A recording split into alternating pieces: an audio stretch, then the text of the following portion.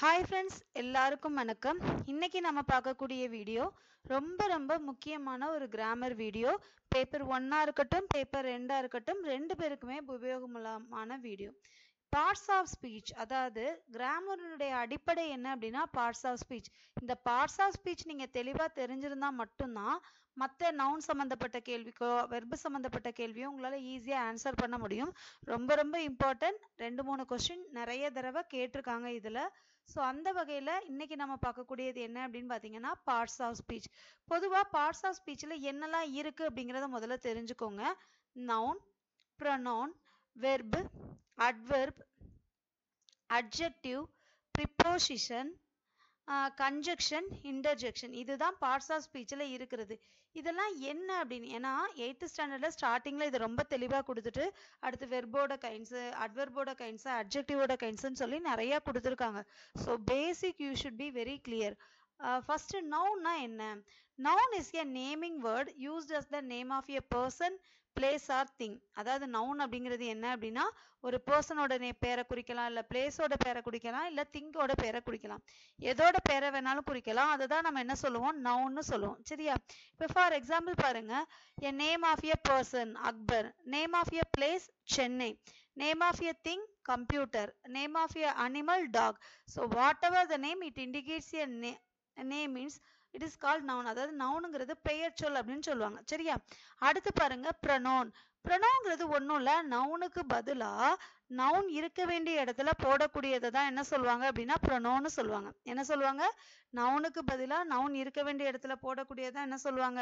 Pronoun அப்படின்னு சொல்லுவாங்க. இப்போ பாருங்க, I, we, you, they, he, she, it, me, us, him, her, them, இது எல்லாமே நவுன் இருக்க வேண்டிய இடத்துல நவுனுக்கு பதிலாக. இப்போ அக்பர்னு இருக்காருன்னு வைங்களேன், அக்பருக்கு பதிலாக ஹீ போடுறது, சென்னை பிளேஸ்க்கு பதிலாக இட்டு போடுறது. ஸோ அந்த மாதிரி போடுறதா என்ன சொல்லுவோம்? ப்ரொனவுன். அப்போ நவுன்கிறது நேமிங் வேர்ட், ப்ரொனவுன்கிறது நவுன் இருக்க வேண்டிய இடத்துல நவுனுக்கு பதிலாக போடக்கூடியதை தான் என்ன சொல்லுவோம்? ப்ரொனவுன்னு சொல்லுவோம். அடுத்து வெர்பு. வெர்பு எல்லாருக்குமே தெரிஞ்சிருக்கும். Verb is a action word. Verb is a action word.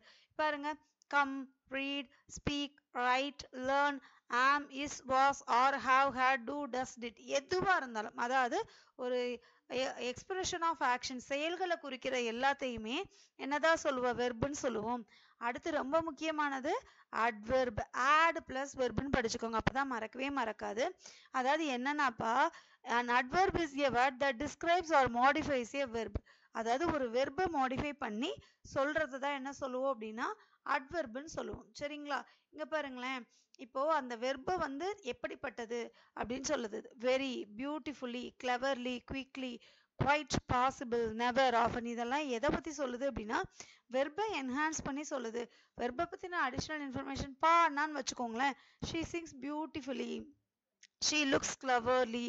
அதாவது வெர்பை மாடிஃபை பண்ணி சொல்றதா என்ன சொல்லுவோம் அப்படின்னா அட்வெர்ப்னு சொல்லுவோம். அடுத்து சரி மேம், வெர்பை மாடிஃபை பண்றது அட்வெர்ப்னு சொன்னீங்க, அப்ப அட்ஜெக்டிவ். அட்ஜெக்டிவ்ங்கிறது நவுனை டிஸ்கிரைப் பண்றது, அதாவது பெயர் சொல் எத்தன்மையானதானது அப்படின்னு சொல்றதுக்கு தான் என்ன பேருப்பா? அட்ஜெக்டிவ். இங்க பாருங்கப்பா, beautiful, intelligent, good, bad, clever, little, honest, some, great, large, இது எல்லாமே என்ன அப்படின்னா அட்ஜெக்டிவ். அட்ஜெக்டிவ்ங்கிறது நவுனை மாடிஃபை பண்றது, அதை தான் என்ன சொல்லுவோம் அப்படின்னா அட்ஜெக்டிவ் அப்படின்னு சொல்லுவோம். அடுத்து பாருங்க, ப்ரிப்போசிஷன்.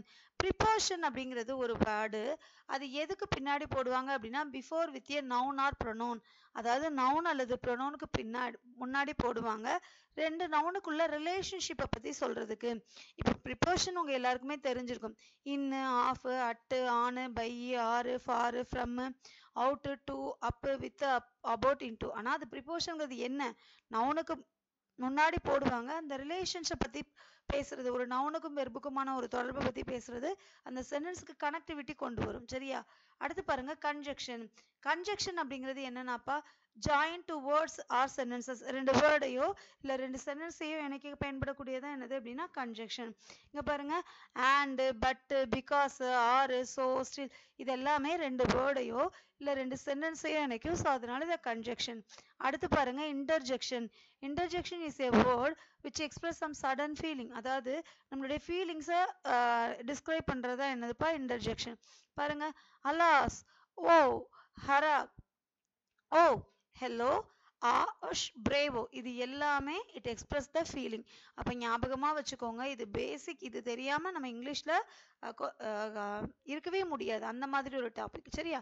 நவுனுங்கிறது பெயர்ச்சொல், ப்ரொனவுன்ங்கிறது நவுனுக்கு பதிலாக போடக்கூடியது, வெர்புங்கிறது செயல்கள், அட்வெர்புங்கிறது அந்த செயல்களை பற்றி சிறப்பித்து சொல்கிறது, அட்ஜெக்டிவ்ங்கிறது நவுனை சிறப்பித்து சொல்கிறது, ப்ரிப்போஷன்ங்கிறது நவுனுக்கு முன்னாடி அந்த சென்டென்ஸுக்குள்ள ஒரு நவுனுக்கு இன்னொரு நவுனுக்கு இருக்கக்கூடிய கனெக்டிவிட்டி பற்றி சொல்கிறது, கன்ஜெக்ஷன் அப்படிங்கிறது ரெண்டு சென்டென்ஸை இணைக்க பயன்படுத்தக்கூடியது, இன்டர்ஜெக்ஷன்ங்கிறது it express some sudden feeling.